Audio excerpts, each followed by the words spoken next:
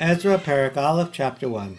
Ubishnat achat lekoresh melech Paras. It was the first year of the reign of Cyrus, king of Persia. Lechalot devar Hashem mipi Yirmiyahu, at the end of the word of Hashem to the mouth of Yirmiyahu. Heir Hashem et ruach koresh melech Paras. Hashem has awakened the spirit of Cyrus, king of Persia. V'yaver kol b'chol machuto, and he has given a voice throughout all of his kingdom, a proclamation. V'gam b'miktav, and also with letters in writing, Lamor saying.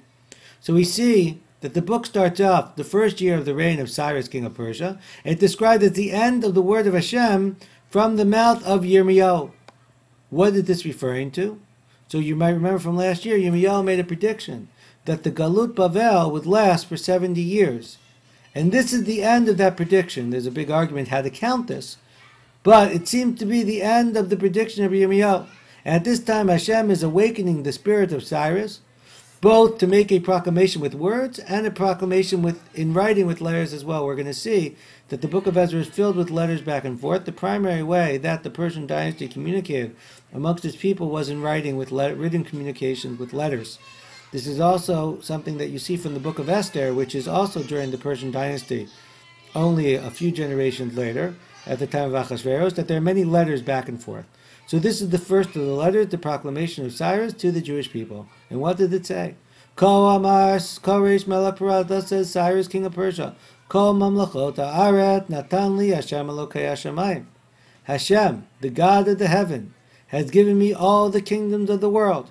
Cyrus is now the emperor of the largest empire ever in the history of the world. And who does he give credit to this for? Hashem, the God of the heaven.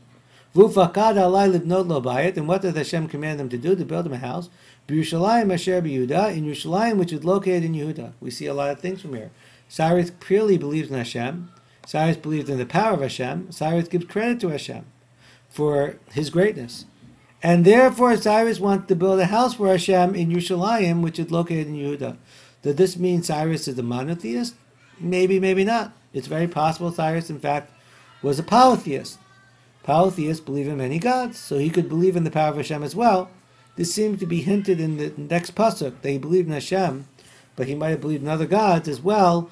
We know from archaeology that this proclamation that's described here to the Jewish people is not the only proclamation Cyrus has made. They found in the late 19th century a Cyrus proclamation to the Babylonians as well, where he allowed the Babylonians to rebuild a temple for their god, for Marduk. So perhaps Cyrus believed in appeasing all the different gods, but clearly he gives a lot of credit to Hashem as the one who has given him this empire, who he wants to build a house for in Yerushalayim, and therefore we obviously think of Cyrus in great esteem. Mi bachem mikol amo. Cyrus says, who amongst your people, you Jews? Yi elokav imo, Hashem should be with him. V'yal Yerushalayim, Asher b'Yehuda, you have permission to go up to make aliyah to Yerushalayim, which is in Yehuda. V'yiven et beit Hashem Elokei Yisrael. Why? To build a house for Hashem, the God of Israel. And who is Hashem? He is the God of Israel. And who Elokim Asher b'Yerushalayim? He is the God who dwells in Yerushalayim. So here's clearly, this could be a polytheistic view of Hashem. He is the God of Israel. He is the God who dwells in Yerushalayim. But there could be other gods who dwell in other places. But the Jews clearly have permission to make aliyah to Israel. What about the Jews who choose not to? All the Jews left over in all the other places. They can blip themselves to give presents, gold and silver and lots of stuff and animals, even with presents, the Beit Elokim Asher b'Yerushalayim, to the house of Hashem Yerushalayim. So you can either make aliyah, or you can give money from the Golah to support the Jews in Israel from your local Jewish federation. How much has changed to nowadays? Not very much. Ve'yakumu Rashi Avot Yehuda Binyamin, and the heads of the families of Yehuda and Binyamin went up. V'Kohanim and the Kohanim, V'Levim and the Levim. Every Jew who was awakened by the Spirit, et rucho, by the Spirit, their spirit was awakened by Hashem. To rebuild the house of Hashem Yerushalayim. So all the Jews who were awakened by their spirit went up to make aliyah, to rebuild the house of Hashem Yerushalayim. And everyone around them, all the people around them, strengthened their hands with gold and silver and animals and valuables. Levad al kohen besides all that was contributed for the temple. So they gave money both to the people and to the temple to help them to make aliyah to Yerushalayim, which is located in Yehuda.